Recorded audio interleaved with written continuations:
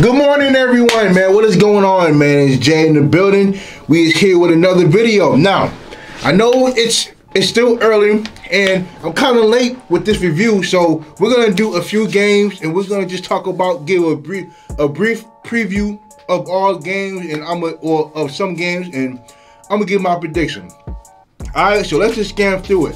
All right, so first off, we got Grambling State versus Alabama A&M. Now, I was gonna go out on a limb and say Alabama is gonna straight stomp out Grambling State, but I'm trying to figure out how good or how bad is Alabama M's defense. Because last week, you know, they let Tuskegee score 35 points, and Tuskegee is not a scoring team. They're a division. They play in the SIAC, y'all.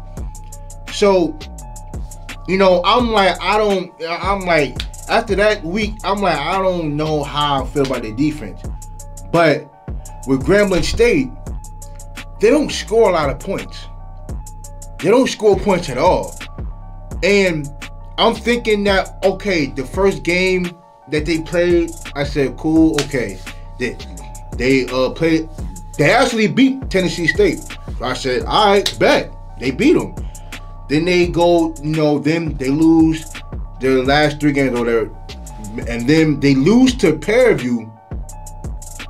And I'm like, they got beat down by Fairview. And I'm like, So now they got to go against Alabama A&M. And I'm like, nah, you know what? Nah, this ain't going to work. So I'm discarding what Alabama A&M gave up last week, and I'm just gonna say Alabama A&M wins 35-7. I got Alabama A&M 35-7. I got Akil Glass going for 300, 4 touchdowns, you know, and I got Gary Qualls rushed for over 100 yards, and Alabama A&M remains undefeated. All right, so next up we got Cookman versus South Carolina State. Now, this is gonna be Corey Fields versus Shannon Patrick.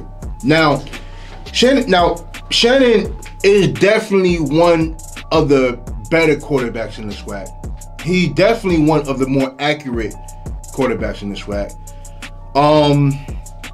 I'm kind of shocked that they're kind of 0-4, but their record don't really tell the tale of how good or bad Bethune-Cookman really is, right? I think they have one of the better. I think they have probably top 2 best running backs in the SWAC. I really like Shannon Patrick at quarterback. And as far as South Carolina State goes, I love Corey Fields, you know, and they do score a lot of points, but they give up a lot more points. Now granted, they stood toe-to-toe against Alabama A&M. You know what I'm saying? Like, it took a 4th quarter comeback for Alabama to win that game by 1 point. So South Carolina State can score some points. Now, granted, it could have been the competition that they played, you know, with Clemson. Now, they did have a close game against New Mexico State, which I think was a good quality game for them, you know. But so their offense can move the ball, but I think I'm gonna go out on a limb and say Bethune-Cookman wins this game. I say Bethune-Cookman wins this game 28-24. Yep, I got Bethune-Cookman getting their first win today. I have them winning 28-24. Next up, we have Alabama State versus Florida A&M. Now, let me say this too. I haven't seen much of Alabama State to really form an opinion about this game, but I've seen enough of Florida A&M to kind of form an opinion about them. And they still have questions at quarterback. Be real with you. You know, after the first game that they had, they still went with a 2-quarterback system. And, they are going to have to figure that quarterback situation out. Now, I think what saves them this season so far is their defense. The defense is pretty solid. They're great all around. They're good. They're top 5 at stopping the run, top 5 stopping the pass, top 5 scoring defense as well. So I think matter of fact, not just top 5 scoring defense, I think they give up less than 20 points a game. So I think that their defense has been kind of carrying them so far this year. And I think as long as they throw it to Xavier Howard, Xavier Smith. I think as long as they throw it to him, because look, I love their receiving core in Xavier Jimenez. I love their receiving core.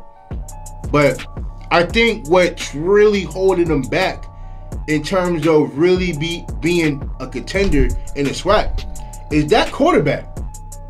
And I think, like I said, when I'm looking up Alabama State, they give up a lot of yards and they don't score a lot of points. I've been seeing what Ryan Nessie has been doing, but it could be the competition, because guess what? I've seen Alabama State play against Miles, and they only win by 1 point. That was a red flag. Out the gate, that was a red flag. So I'm like, you're having 1-point wins against Miles College. How the hell are you gonna be against the teams in your own conference? So if I'm going by that metric, I'm gonna say Florida A&M wins this game, but it's gonna be low scoring. Cause if I don't know if Sean Hibike is gonna be the starting quarterback or junior, but we gotta wait and see. But I think in this game, it really doesn't matter who's that quarterback for Florida A&M. I think Florida A&M is gonna win. I think their defense is solid enough to carry them in this game. I have them winning 21-7. 21-7. Robert Morris University versus North Carolina A&T. Now, I know this isn't a game between two HBCU schools, but this is North Carolina A&T first conference game. This is going to be their first Big South Conference game. So, in terms of how they've been this year so far, I can't really give an opinion. I know they lost to Furman, they lost to Duke, but then they beat down Central really bad. And I'm like, I can't really form an opinion based off of those 3 games off of how they're going to do in the conference. Because Furman and Duke are really, really good teams, right? But they were dealing with the fact that, they haven't played since 2019. And I kind of want to see what Jermaine Martin does in this game, because he's been non-existent all year.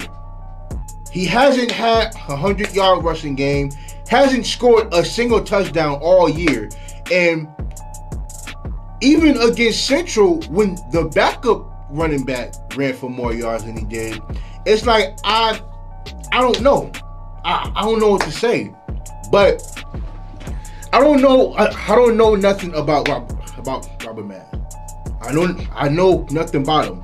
But I do want to say that I hope that A&T do what they do, and they can hope. I hope they succeed, because look, this is a big day for A&T today. This is a really big day. They're gonna, you know, try and see what they can do in the conference, and everybody's waiting. So I think they're gonna put up a fight. I think Robert Max is 1-1, A&T is 1-2. So I'm not gonna give my prediction on that because I don't. Well, I give my prediction. I got A&T winning 21-14. That's the score. All right, man. Those are my predictions, man. Happy Saturday. Happy HBCU football day, man. We about to watch a lot of these games, man, and I'm gonna see y'all soon, man. Make sure you guys like, subscribe, and comment. Appreciate you.